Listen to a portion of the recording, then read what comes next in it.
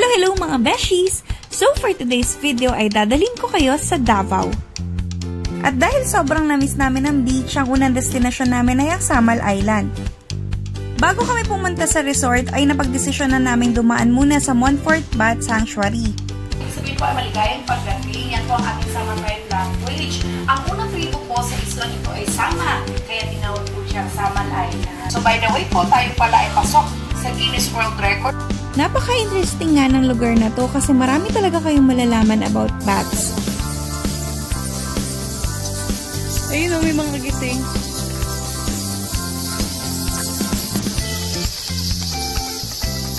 Ano to? The boat is sinking. Group yourselves into 1 million. Nandito na tayo sa training ground. Sabi nga during the orientation, mga approximately 1.8 million nga lang naman ang bats na nandito. Medyo hindi nga lang pala maganda yung amoy, so I had to cover my nose the whole time. After namin mag-bat sanctuary ay dumiretso na kami sa Cabanico, Il Mare. Good for 4 nga pala yung room na pinagstayan namin. Pero yun nga, 3 lang kami. Okay naman siya, basic room. Pero yun nga lang, medyo nasikipan lang ako dun sa CR. So, nung mga bandang hapon, nung hindi na masyadong mainit, nag-decide naman kami mag-rent ng tricycle at pumunta kami sa Vanishing Island. Mga 10 minutes na boat ride nga pala ito going to that island. And tinawag nga pala siyang Vanishing Island simply because kapag low tide siya ay lumilitaw itong islang ito. This is not the first time na nakarating ako ng Vanishing Island. I was here 2013. So, more than 10 years na yun. So, nakakatuwa na nakikita ko pa rin itong bahay na to na nandito. Though medyo luma na siya at unti-unti nang nasisira. Pero, yun nga na-amaze ako na nandyan pa din siya.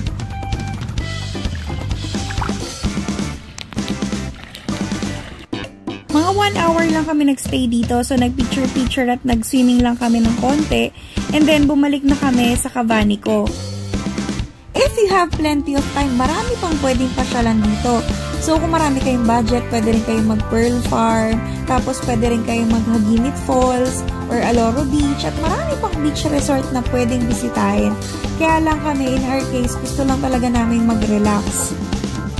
So, nung gabi, since may live band sa resort, so tumambay lang kami doon, and enjoy lang namin ng music. Tapos, kinaumagahan, naglakad-lakad kami ng konti and then, nag-swimming na kami, syempre. In-enjoy talaga namin ang beach.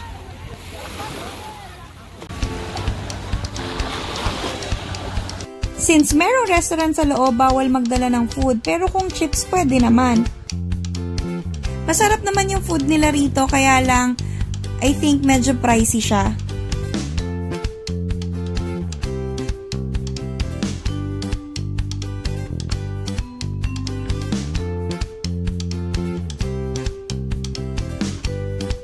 By the way, may kasama nga palang plated breakfast yung accommodation nyo rito.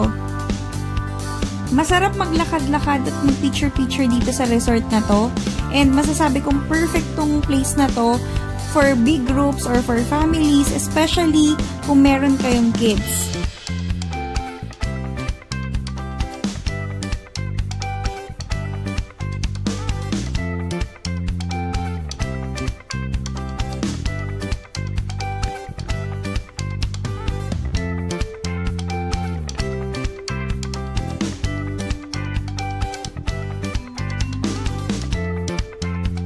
At kung sawa na kayong maligo sa beach, walang problema kasi meron sila ditong swimming pool.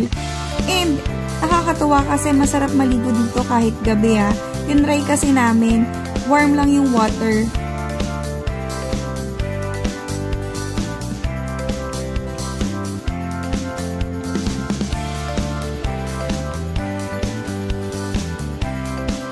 At 12 o'clock ay nag-checkout na kami at dumiretso naman kami sa Davao City.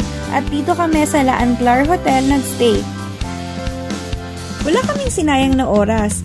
So nagbaba lang kami ng gamit and then dumiretso naman kami sa People's Park, Davao. Walking distance lang kasi to from our hotel.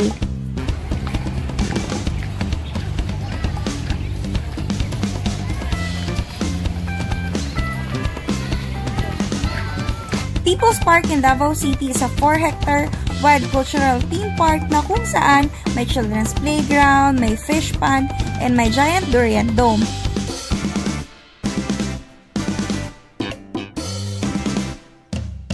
At syempre, since nasa Davao na nga kami, ay hindi namin pinalampas ang marang, ang durian, at mangosteen. Food trip na mga besh! Yan, high blood. High blood. Ano sinta? Hindi pa hinom. Sabi ko kay Kuya yung matamis. Meron kaming mangosteen. Wala nga, pero sa akin Meron kaming durian. At meron kaming marang.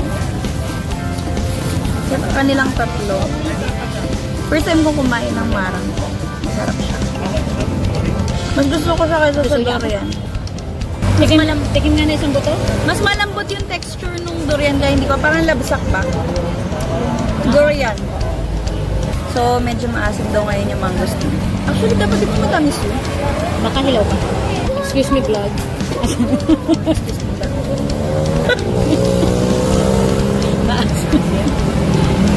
Ayan si Tin. Ano masasabi mo? Sarap. Ang durian.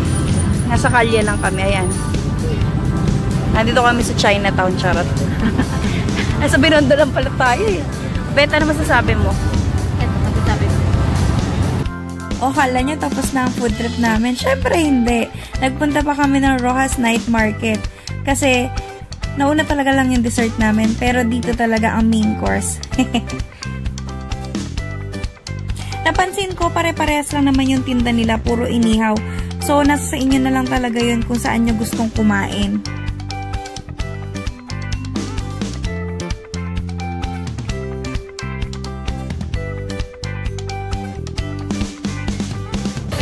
Food trip. On our last day in Davao, napadaan nga kami dito sa San Pedro Metropolitan Cathedral or Davao Cathedral. Sarado nga lang that time, so doon na lang kami sa chapel nagdasal. And after that, ay dumiretso naman kami saglit sa City Hall of Davao para magpa-picture lang. And then doon na rin kami sumakay ng taxi going to Crocodile Park, Davao.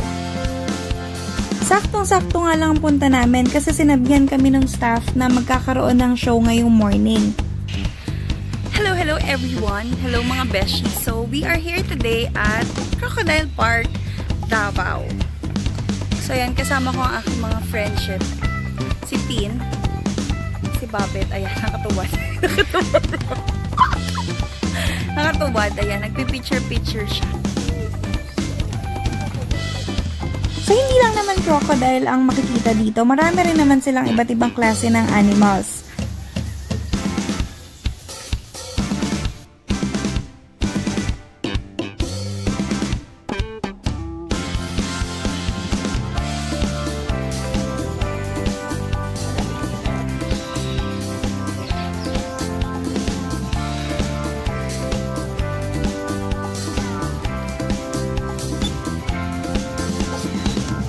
Hindi naman kalakihan tong Crocodile Park.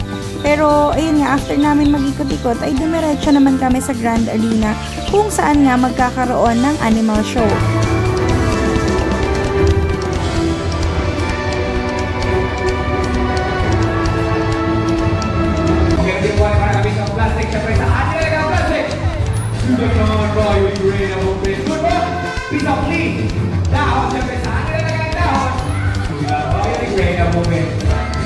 Pisang gig, dahon naman siyempre sa atin nilagay yung dahon. Pumiret, sakay. Sikat na Manisteri, our Palawan Berka. Sinasang titig na ma'am, our tip. Naomi Morris po pala sa lagay, kumakain siya ng gulay.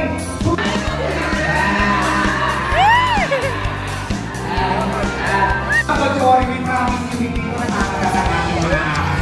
Okay.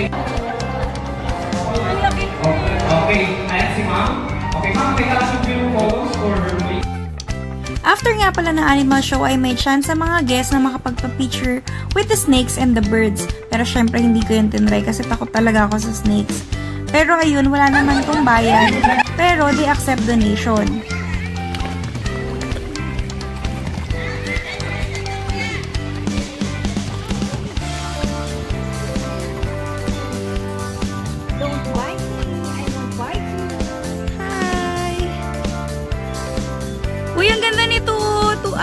super color, ay super bright ng colors. Di ba ang ganda?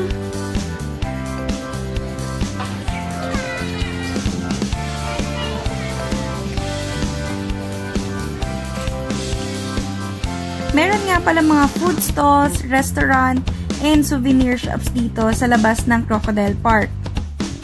After namin dito ay dumiretso naman kami sa Cacao de Davao to buy isang pasalubong. Meron din nga pala malapit na palengke dito at hindi ko lang na-picturean. Doon kami namili ng mangosteen at suka. Ito nga pala yung breakdown of expenses namin for our 3 days and 2 nights na trip na good for 3 packs. And that's it for today mga besh. Thank you for watching. Don't forget to click like, share, and subscribe. Buyers!